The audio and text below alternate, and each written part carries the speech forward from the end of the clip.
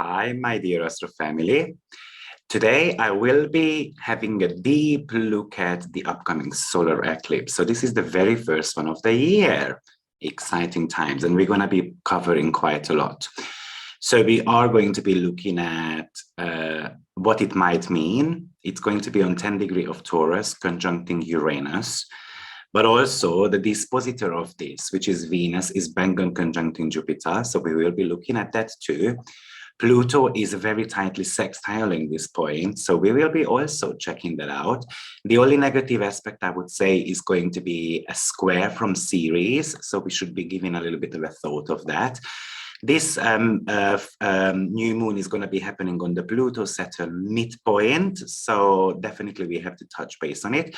And we're also going to be talking about two asteroids. One of them is Sysyphus, and the other one is Hebe.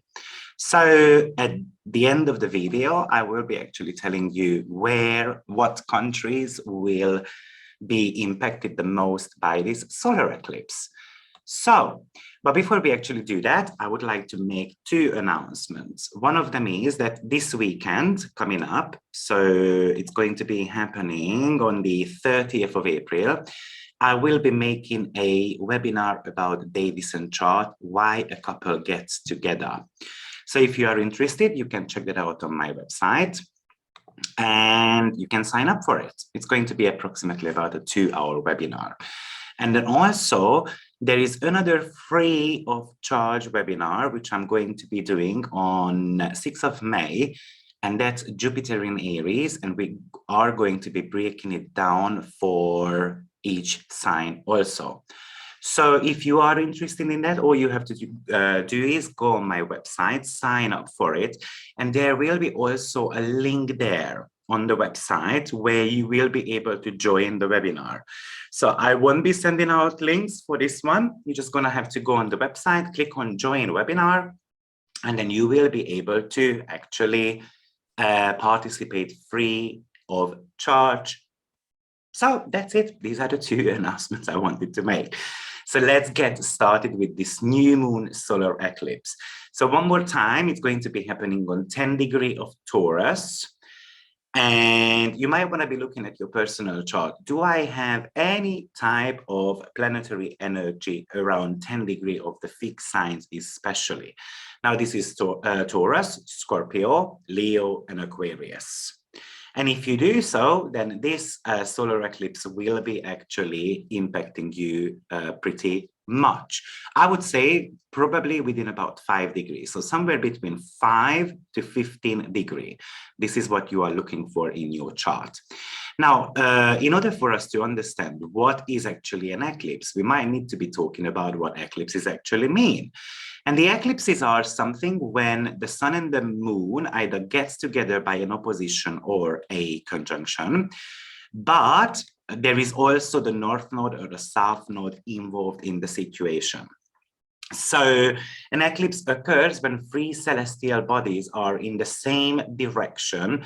One of them obstructs the reciprocal visibility of the other two. So it means actually that eclipses can be happening not only between the sun and the moon and the earth, but other type of energies also.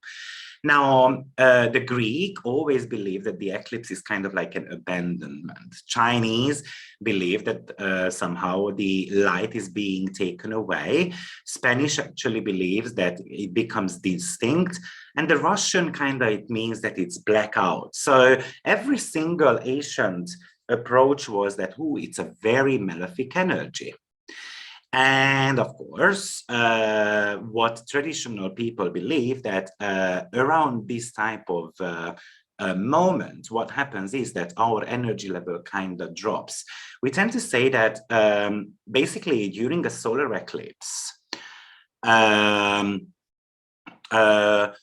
or the solar eclipses or any type of eclipses really is kind of like a break in the habits, break in the patterns.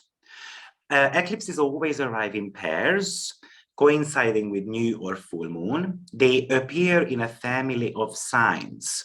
Usually there are 4 a year, And it occurs when the sun is within 18 degrees of the nodal axis. Now, this is the case actually, and the closer the eclipse is to the nodes, the more important kind of it becomes, because we have got partial eclipses, total eclipses, and so forth. This is going to be actually a partial one. Now, modern astrology tends to say that it lasts for about 6 weeks.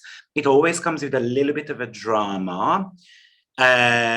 Or our attention gets dragged to a certain area of our life in a dramatic way, which I kind of agree and disagree with. I don't think it's only lasting for 6 weeks. Actually, it might be lasting for 18 months.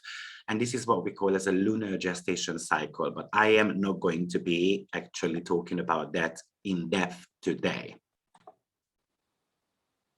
Now, in order for us to understand any of the eclipses, it's always important that we look at the initial eclipse chart.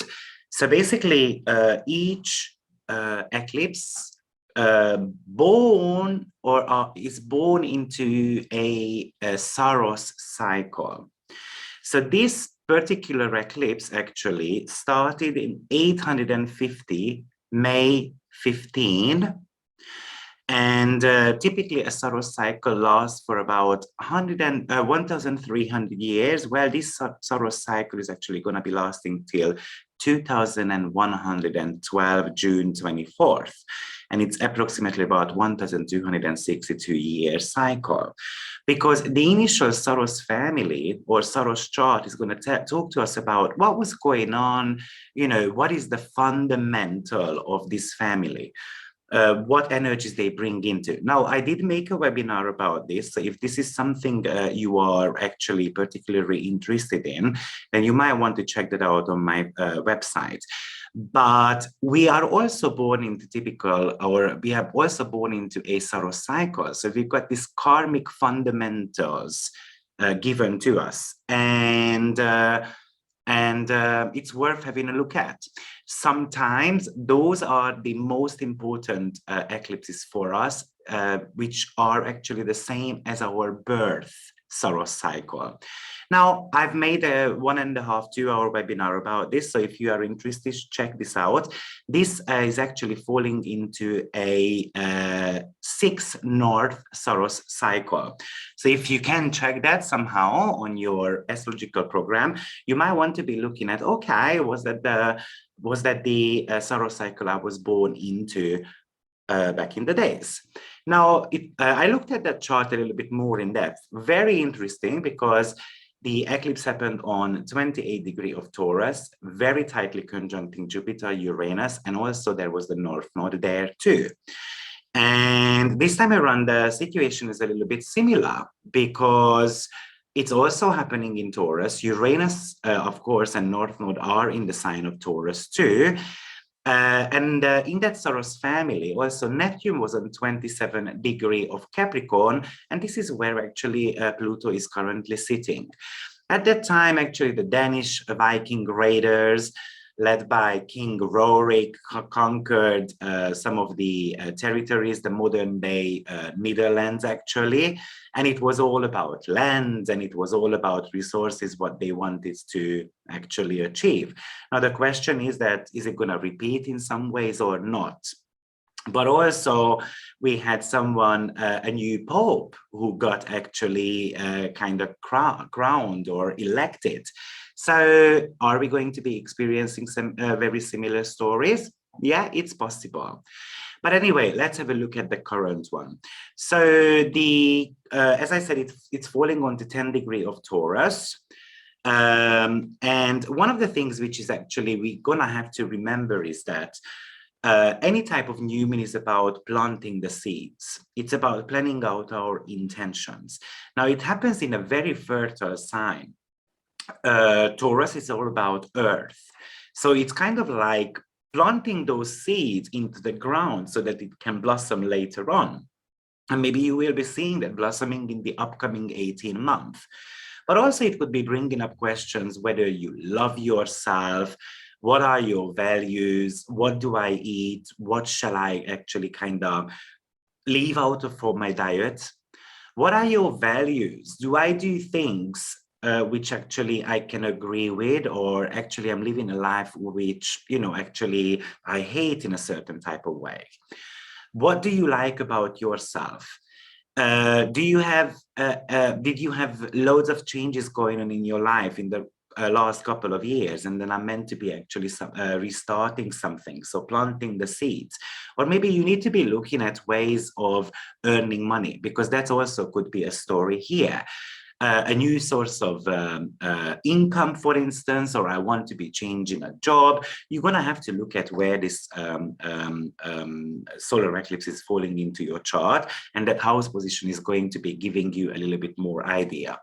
If it happens, for instance, in your 10th house, that would be talking about, you know what, maybe this work I'm doing at the moment is not really aligned with my principles, so I want to be changing job. But also it might be about that I want to be having a pay rise, for instance, or I want to receive a promotion.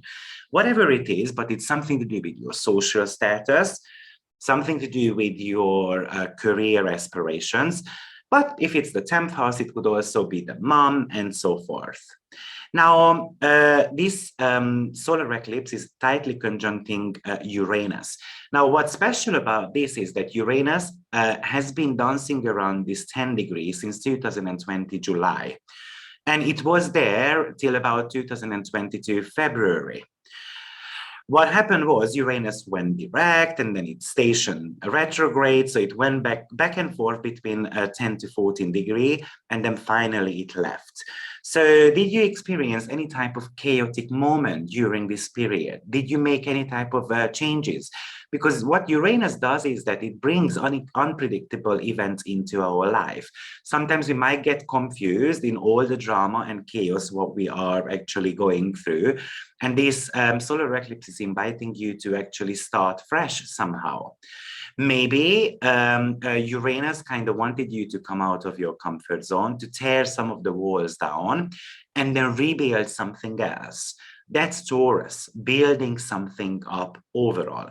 And what it does is that this 2020 July to 2022 February period is pretty much highlighted with this solar eclipse right now. Good news that Uranus is not coming back here anymore. So I think if we are planting the seeds, then we can stabilize actually something. Now imagine that you have tried to lose weight, for instance. Taurus, sometimes it's about food intake. Maybe I've started in 2020 July, and then with the Uranus, there was an element of a yo-yo effect going on. Now, if I restart, this solar eclipse actually can help you to kind of break those patterns in your everyday activities. But you might have been struggling financially.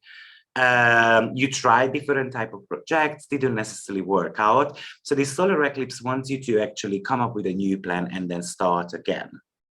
Now, remember that Taurus is an earth fixed sign, so it's about stability, security, our safety net. So it invites you to look at all those three topics at the same time. Now, Uranus is the planet of excitement or the sudden changes. So it might be something you can be very excited about, or it brings you kind of like a cliff situation where you're going to have to jump off. But Taurus wants to always make any type of calculative moves. It kind of wants you not, I mean, what Taurus is, sometimes a little bit of a problem with Taurus is that it is too rigid, it is too fixed. It doesn't necessarily want to be jumping out of or jumping onto any type of situation, because there is an element of a fear going on. And this is actually what the solar eclipse can trigger for you. Being somehow afraid of rejection or afraid of failure. In many cases, this is actually the topic of what pops up with Uranian topics. It's about being shameful. It's about being scared of rejection and failure. These are the three psychological side, actually, of Uranus. Taurus energy is all about endurance. So it wants you to hold on to something. It wants you to be persistent. But at the same time, you do need to make sure that you are not holding on to maybe the outward structures or something which needs to be changed. And that's what Uranus actually wants you there. Taurus rules about money and possessions. So it's pretty much about an invitation to put an appropriate amount of energy into your material things. Taurus actually rules over the five senses as well. It's about seeing something, smelling, hearing, touching. So allow yourself to actually use your five senses overall. It's a great period of time to hang out in nature, or sometimes it's a little bit of a resting sign. So it doesn't want to do anything whatsoever. I mean, don't get me wrong, Taurus can work extremely long hours. It can work very, very hard. But, you know, the solar eclipse is about taking a little bit of a break, resting if needed, because we can wear out our body. And that could be very, very important to mention here. Now, this Uranus, obviously, it's only 4 degrees apart from this Sun and Moon conjunction. So also it could talk about in what ways can I actually express my authentic self overall. Maybe you can become a lot more intuitive, or you might become a little bit more relentless when it comes to wanting to make any type of changes.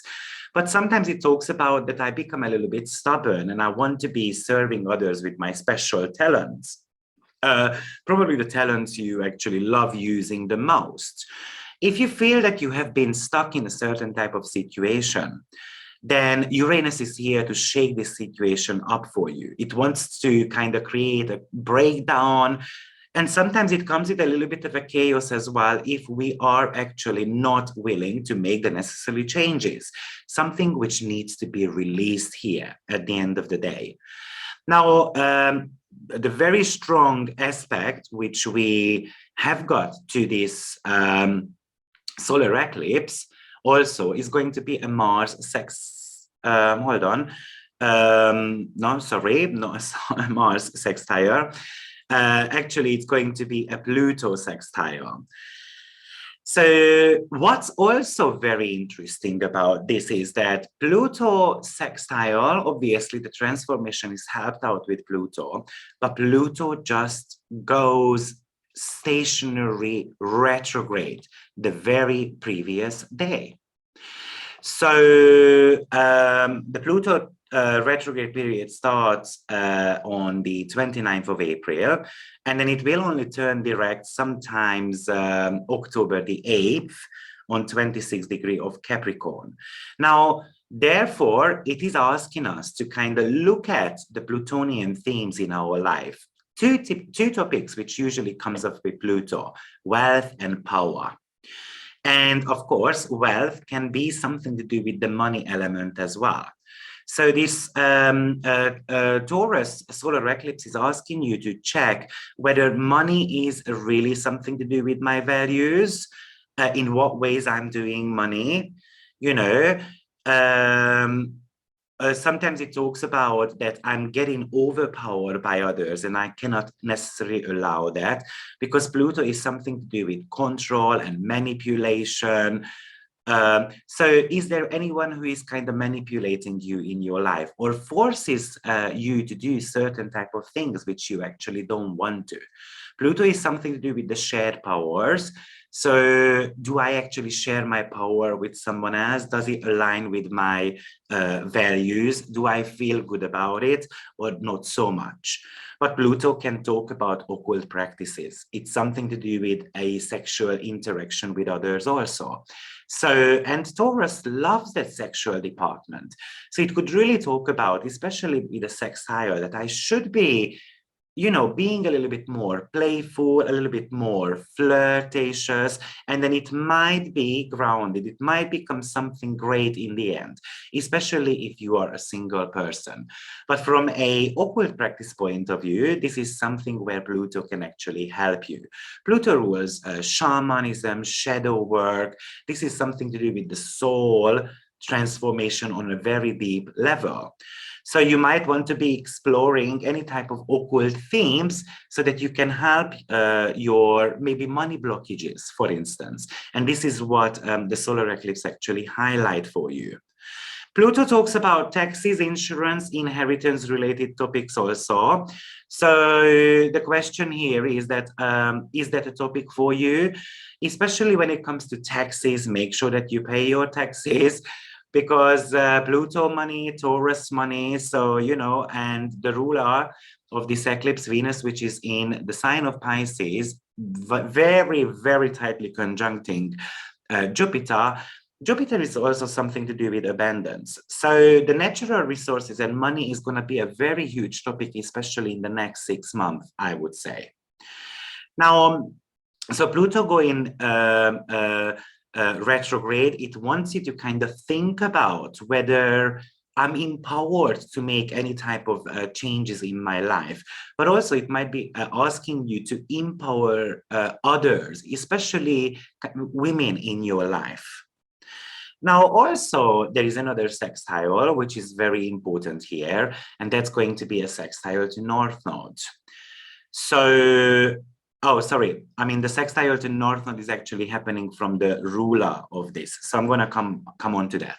So basically, this solar eclipse is conjuncting, this solar eclipse is ruled by Jupiter, which is conjuncting, this solar eclipse is ruled by Venus, sorry about that, which is actually conjuncting Jupiter very, very tightly. It's only 2 minutes apart. So it talks about possible growth, possibly because it's in the sign of Pisces. It talks about healing some of our relationships. So maybe healing our relationship to money, healing our relationship to our body, to our values, self-worth, or even relationships overall.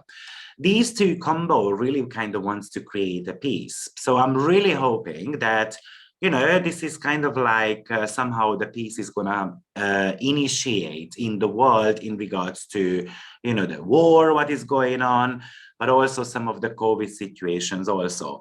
Most probably, one of the predictions I'm going to be making here is that at the moment, I think 30 countries lifted their restrictions over travel restrictions. I think there is going to be another 20 coming up very shortly. Okay. So, but the sextile to the North Node is pretty much about a karmic reset. A karmic reset when it comes to love, money, self-worth, body, earth-related matters. So hopefully we're going to see plenty of projects around saving the world, some environmental-related matters. One more thing which actually came to my mind in regards to Pluto, that Pluto is sextiling Venus, right? And the whole idea here is that Pluto and Venus had 3 conjunctions happening at the very last month of 2021 and also the very first 2 months of 2022 also. So Venus kind of went through a purification process overall. Now, they are actually making this lovely sextile between each other. So Pluto can actually talk to you about, you know what, it was worth it. We have gone through an element of a suffer in the last maybe 6 months, and then now it's time to actually harvest some of the goodies overall. So that's something I just wanted to point out there. Another interesting aspect here is that this eclipse ruler, Venus and Jupiter, very tightly squaring Ceres. Now, Ceres is something to do with rage, anger, frustration, and in a sense, something which got stolen from us. So how are you going to be actually transforming that type of energy is very crucial. Ceres is on 24 degrees of Gemini at the moment.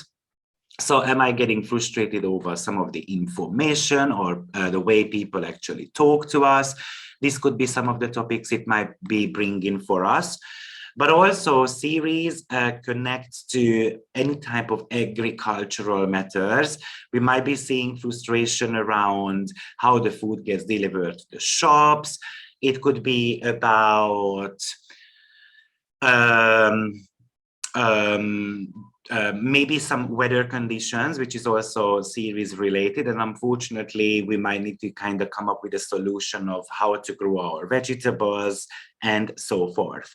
One thing to remember with Ceres, we always have to make sacrifices overall. There is no other option about it. And that's something important to mention here. So what type of sacrifices you're going to have to make probably is going to be shown where Ceres is at the moment in the chart. And that's the 4th house meta. Now, speaking about this Ceres and Moon, because this is a very, I like talking about this aspect. It's a square at the end of the day. And there's so much to actually share about this. It could really talk about how we take care of our body, how we want to be nurturing ourselves, how we kind of look after our body also. Ceres and Moon, in many cases, appears in people's life who have got some type of eating disorders going on. And also it talks about the fear of losing a child, or the fear of not necessarily being the best mom ever. So some of these topics actually can be coming up also with this. And it might be telling you that we're going to have to think about how I can release all these negative kind of feelings overall in our life. It could be talking about a overcompensating mom who really is overprotective, trying to actually wrap up us in a cotton wool. So are you that mom? Does that align with your principle? And those type of things can also come up with this aspect here. Also what I've noticed is that this eclipse is falling onto the Contra indicia of Saturn.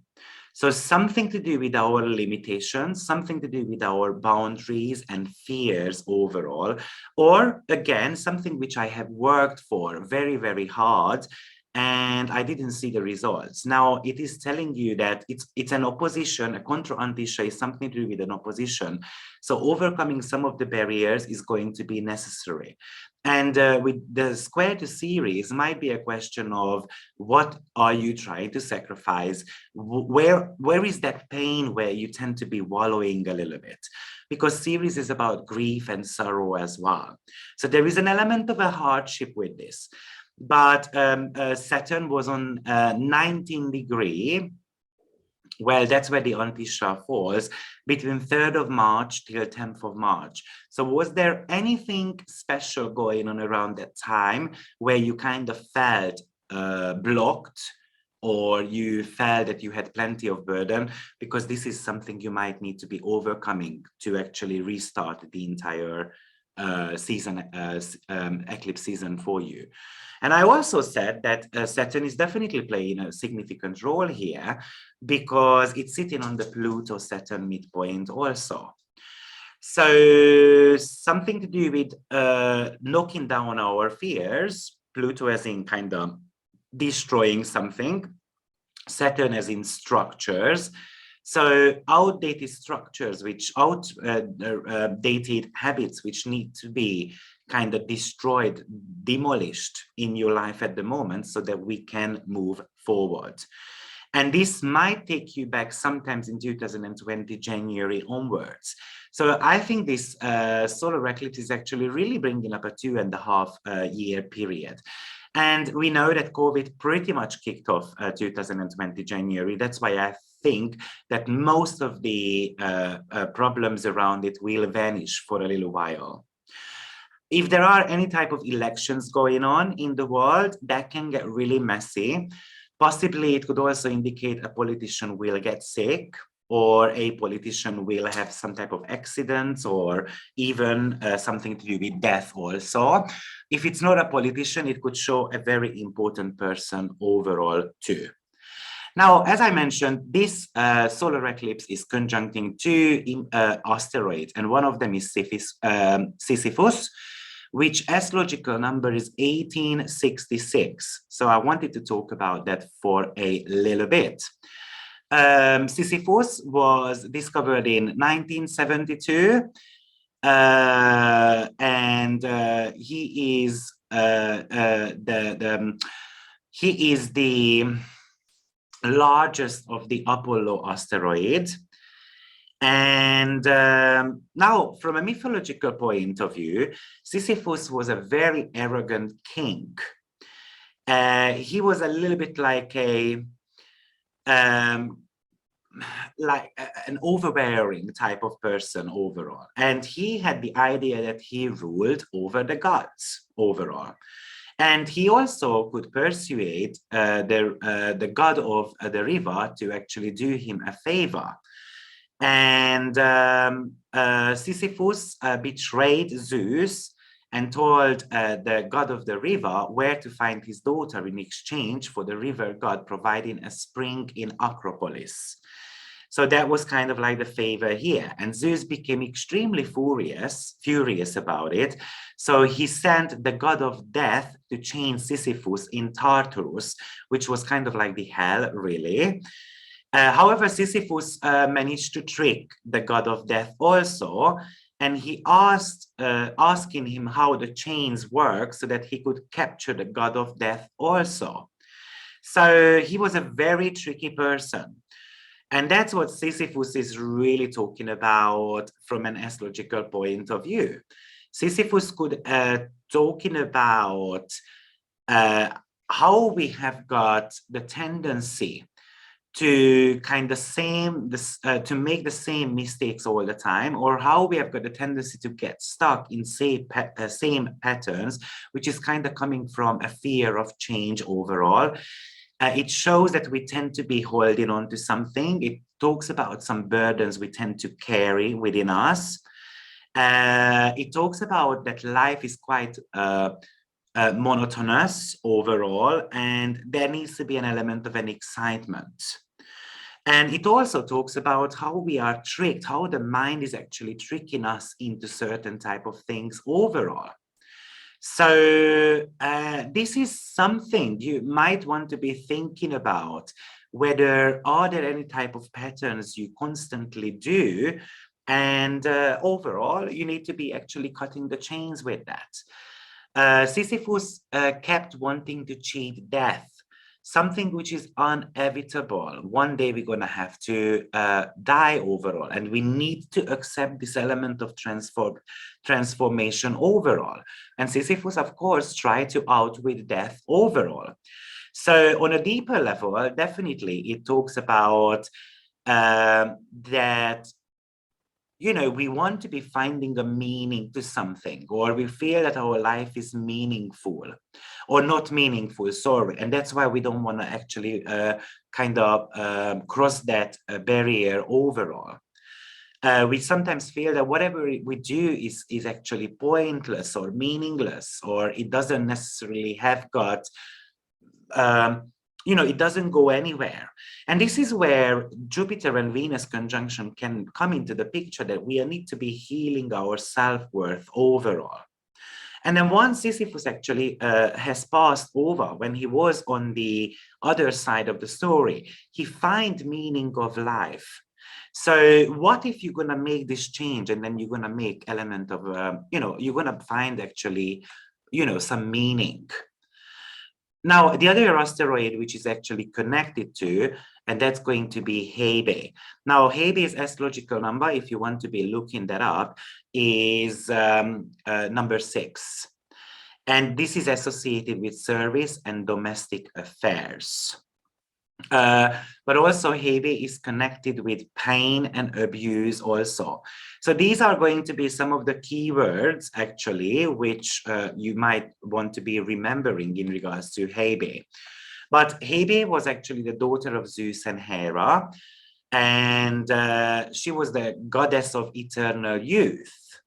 And she is usually pictured as a very young girl. And her function at the Olympus was the cupbearer to the gods. So basically, she was serving the nectar and the ambrosia to others.